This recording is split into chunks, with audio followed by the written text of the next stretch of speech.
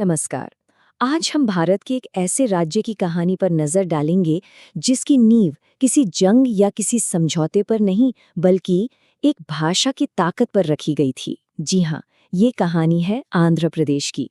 और पता है, यही बात आंध्र प्रदेश को हमारे इतिहास में एक बहुत ही खास जगह देती है। ये भारत का सबसे पहला राज्य था जिसे भाषा के आधार पर बनाया गया, और इसी एक कदम ने, आप कह सकते हैं, पूरे देश का नक्शा ही बदल कर रख दिया। तो सवाल यही उठता है कि आखिर कैसे एक भाषा में इतनी ताकत थी कि उसने आधुनिक भारत के नक्शे को दोबारा खींच दिया। इस सफर को समझने के लिए हमें थोड़ा इतिहास में पीछे चलना होगा। तो चलिए सबसे पहले इसकी प्राचीन जड़ों को देखते हैं, मतलब सातवाहन से लेकर पल्लवों के दौर तक। देखिए, कहानी की शुरुआत होती है ईसा पूर्व 3री सदी से, जब सातवाहन राजवंश ने पूरे दक्कन के इलाके को एक किया। वो अपनी नौसैनिक शक्ति के लिए तो जाने ही जाते थे, साथ ही उन्होंने बौद्ध धर्म को भी खूब बढ़ावा दिया।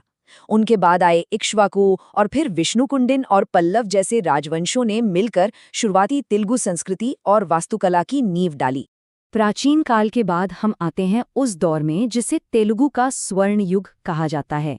एक ऐसा दौर जब ये भाषा एक साहित्यिक पावर हाउस के तौर पर उभरी। 7वीं सदी में पूर्वी चालुक्यों के समय कवि नन्नैया ने महाभारत का तेलुगु में अनुवाद शुरू किया, जिसने इस भाषा को एक अलग ही सम्मान दिलाया।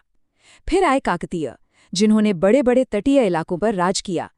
लेकिन तेलुगु कला, शक्ति और साहित्य अपने शिखर पर पहुंचा विजयनगर साम्राज्य के सम्राट श्री कृष्णदेवराय के शासनकाल में।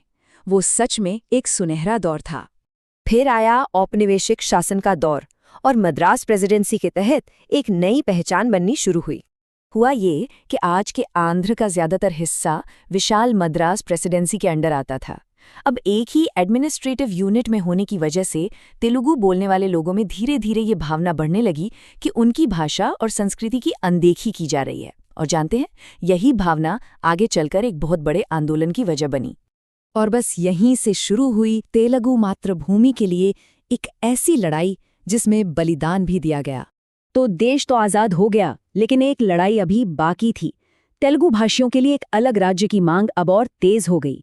इस आंदोलन की कमान संभाली पोट्टी श्रीरामुलु जैसे नेताओं ने, जिनका नाम आज इतिहास में अमर है।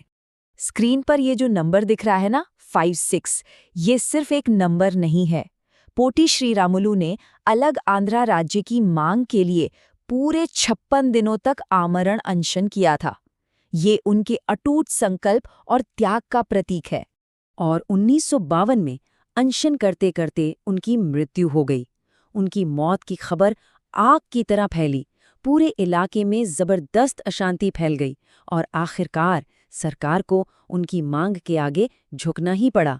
उनके बलिदान ने आंदोलन को एक नई जिंदगी दे दी थी। इसके बाद आंध्र प्रदेश का जन्म तो हुआ, लेकिन कहानी यहाँ खत्म नहीं हुई। इसके बाद एकीकरण, विकास और फिर विभाजन का एक और लंबा दौर चला। तो देखिए, ये 2 स्टेप्स में हुआ। सबसे पहले 1953 में मद्रास प्रेसिडेंसी से आंध्र राज्य को अलग किया गया और कुर्नूल को उसकी राजधानी बनाया गया। फिर 3 साल बाद 1956 में हैदराबाद राज्य के जो तेलुगु भाषी इलाके थे, मतलब तेलंगाना, उन्हें भी इसमें मिला दिया गया और इस तरह बना एक संयुक्त आंध्र प्रदेश। इस राज्य के इतिहास में 2 पल बहुत अहम हैं। एक तरफ 1956 में एकीकरण हुआ, जिसका मकसद था सभी तेलुगु बोलने वालों को एक ही राज्य में लाना। और फिर दूसरी तरफ दशकों तक चले तेलंगाना आंदोलन के बाद 2014 में राज्य का विभाजन हो गया। इससे तेलंगाना एक अलग राज्य बना और एक नया छोटा आंध्र प्रदेश अस्तित्व में आया। तो अगर हम इस पूरी लंबी कहानी को सार में देखें तो ये 4 मोड़ सबसे अहम हैं। सातवाहनों का उदय, जिसने दक्कन को एक किया। कृष्णदेवराय का शासन, जो तेलुगु साहित्य और शक्ति का चरम था। 1953 में भारत के पहले भाषाई राज्य का बनना और 2014 में तेलंगाना का अलग होना और राज्य का बंटवारा। तो एक ऐसा राज्य जो पहले बना, फिर एकजुट हुआ और फिर बंट गया, उसके इतिहास का अगला अध्याय कैसा होगा? ये एक ऐसा सवाल है जो आंध्र के आज और आने वाले कल दोनों को ही परिभाषित करता है।